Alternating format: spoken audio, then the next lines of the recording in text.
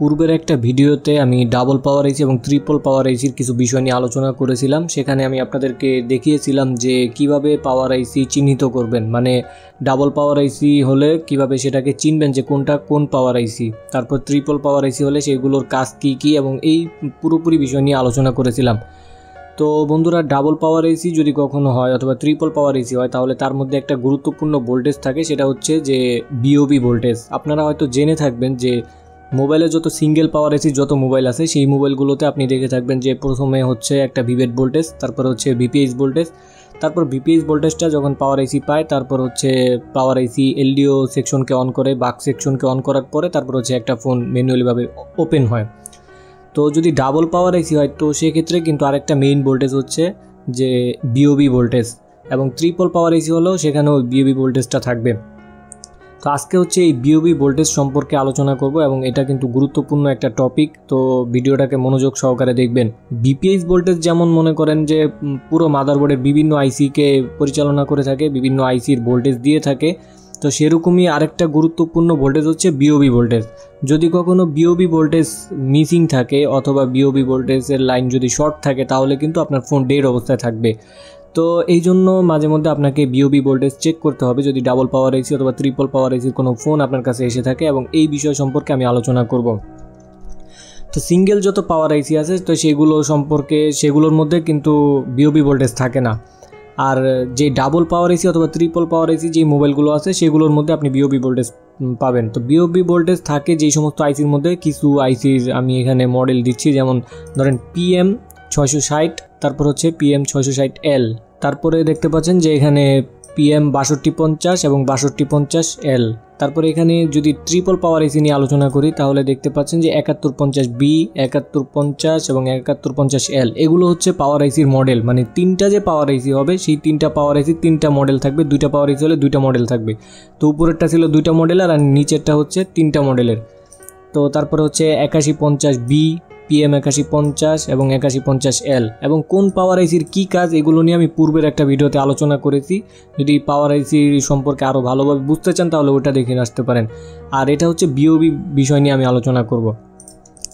তো বন্ধুরা, এখানে বিওবি ভোল্টেজ থাকে এখন কোন পাওয়ার আইসির মধ্যে? এখানে তো তিনটা পাওয়ার আইসি আছে অথবা দুইটা পাওয়ার আইসি আছে।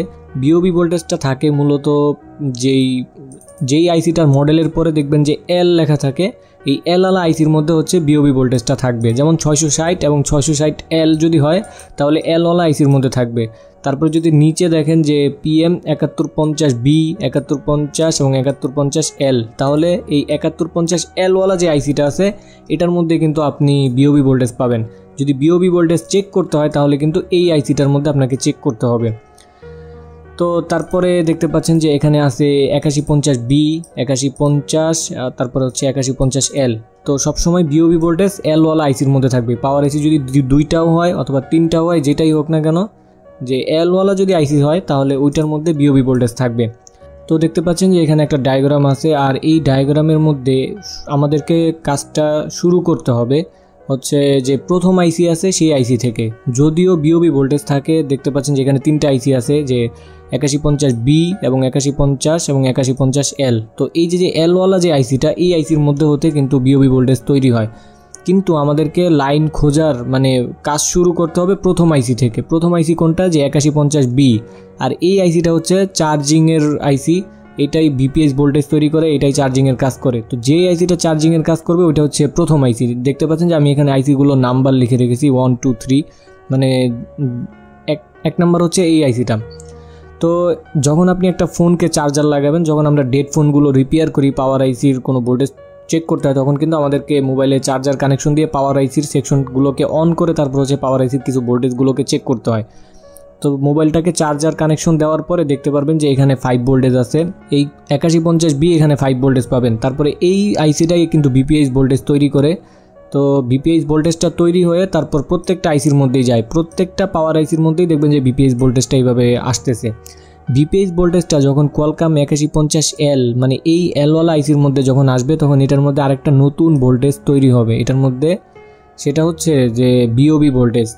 এই বিওবি ভোল্টেজ যখন তৈরি হবে তখন এই ভোল্টেজটা কিন্তু আবার বিভিন্ন আইসিতে যাবে। দেখতে পাচ্ছেন যে আমি এখানে একটা লাইন দিয়ে এঁকে রেখেছি যে বিওবি ভোল্টেজটা তৈরি হয়ে তারপর হচ্ছে ভোল্টেজটা বের হয়ে তারপরে আবার এই আইসির মধ্যেই আসবে। কারণ হচ্ছে যে এই আইসির মধ্যে অন্যান্য যে এলডিও সেকশনগুলো আছে সেগুলো কিন্তু ওপেন করতে হবে, এর জন্য কিন্তু একটা ভোল্টেজের প্রয়োজন। আর এই এলডিও সেকশনগুলোকে অন করার জন্য কিন্তু বিওবি ভোল্টেজের এই ভোল্টেজটাকে আবার এখানে ঘুরিয়ে দেওয়া হয়েছে। তারপরে এই ভোল্টেজটা আবার 2 নম্বর পাওয়ার আইসির মধ্যে আসবে, কারণ এই 2 নম্বর পাওয়ার আইসির মধ্যেও এলডিও সেকশন থাকে, বাক সেকশন থাকে, এগুলোকেও অন করে। তারপর হচ্ছে আবার এই এলডিও ভোল্টেজটা 1 নম্বর পাওয়ার আইসির মধ্যে আসবে। তো এইভাবে এই মানে ভিপিএইচ ভোল্টেজটা যেমন ঘুরে ঘুরে প্রত্যেকটা পাওয়ার আইসির মধ্যেই আসছে, সেমভাবে বিওবি ভোল্টেজটাও ঘুরে ঘুরে প্রত্যেকটা পাওয়ার আইসির মধ্যে আসবে। আর এই বিওবি ভোল্টেজটা হচ্ছে 3.3 ভোল্টেজ থেকে 3.7 ভোল্টেজের মধ্যে পাবেন। কারণ হচ্ছে এই ভোল্টেজটা আপ ডাউন করে, মানে মোবাইলের লোডের উপরে আপনার ভোল্টেজটা তৈরি হয়। যেমন বিপিএইচ ভোল্টেজ হচ্ছে একটা স্টেবল ভোল্টেজ, যেমন 3.7 থেকে নিয়ে 4.2, মানে ব্যাটারিতে যেই পরিমাণ চার্জ থাকে ওই পরিমাণ ভোল্টেজ কিন্তু আপনি বিপিএইচ ভোল্টেজে পাবেন। কিন্তু যদি বিওবি ভোল্টেজ চেক করতে হয় তাহলে কিন্তু আপনাকে দেখবেন যে 3 ভোল্টেজ থেকে 3.7 ভোল্টেজের মধ্যে কোনো একটা ভোল্টেজ পাবেন, কারণ ওইটা মোবাইলের লোডের উপরে ডিপেন্ড করে। মোবাইলে যদি অনেক বেশি লোড পড়ে তাহলে ভোল্টেজটাকে একটু হাই করা হয়, যদি একটু কম লোড থাকে তাহলে একটু লো করা হয়, এইভাবে। কিন্তু সেটা হচ্ছে 3 ভোল্টেজ থেকে 3.7 ভোল্টেজের মধ্যে পাওয়া যায়, অথবা ব্যাটারিতে যেই পরিমাণ চার্জ থাকে ওই পরিমাণ পর্যন্ত পাবেন আর কি, এটা সর্বোচ্চ। তো তারপরে দেখতে পাচ্ছেন যে এই বিওবি ভোল্টেজটা মানে ভাগ করে দেওয়া হয়েছে। যেমন আগে কিন্তু এই বিপিএইচ ভোল্টেজ কিন্তু দেখতেন যে বিভিন্ন সেকশনে যায়, কিন্তু এখন কিন্তু কিছু আইসিকে পরিচালনা করা হচ্ছে বিওবি দিয়ে, এই এলওয়ালা আইসিটা, আবার কিছু আইসিকে পরিচালনা করা হচ্ছে বিপিএইচ ভোল্টেজের মাধ্যমে এই বিওয়ালা আইসি দিয়ে। আর পাওয়ার আইসির যেই বাক এবং এলডিওর মেইন কাজগুলো এগুলো পরিচালনা করা হচ্ছে এই 8150B 2 নম্বর আইসিটা দিয়ে। তো আশা করি বিষয়টা বুঝতে পারছেন। এখন হচ্ছে দেখবেন যে এই বিওবি ভোল্টেজটা আরও বিভিন্ন আইসির মধ্যে গিয়ে থাকে, যেমন আরএফআইসির মধ্যে যায়, তারপর হচ্ছে WCN মানে ওয়াইফাই আইসির মধ্যে আসবে, তারপর হচ্ছে অডিও আইসির মধ্যে আসবে, তারপর যদি আরও অন্য সেকশন থাকে সেগুলোর মধ্যেও যায়, যেমন সিমের জন্য যায়, তারপরে NFC যদি থাকে মোবাইলের মধ্যে তাহলে NFCর মধ্যে যায়, এরকম আরও বিভিন্ন সেকশনে যেতে পারে। তো এই লাইনটা কিন্তু একটা গুরুত্বপূর্ণ লাইন, আর এই লাইনের বিরুদ্ধে কিন্তু দেখবেন যে অনেক বেশি পরিমাণ শর্ট হয়, প্রবলেম হয়। মানে বিপিএইচ ভোল্টেজ যেমন শর্ট হয় সেমভাবে এই লাইনের ক্যাপাসিটরগুলো সমস্যা করে, অথবা যে কোনো একটা আইসি শর্ট হতে পারে, তখন কিন্তু দেখবেন যে আপনার ফোন ডেড অবস্থায় থাকবে অথবা লো বুটিংয়ে থাকবে।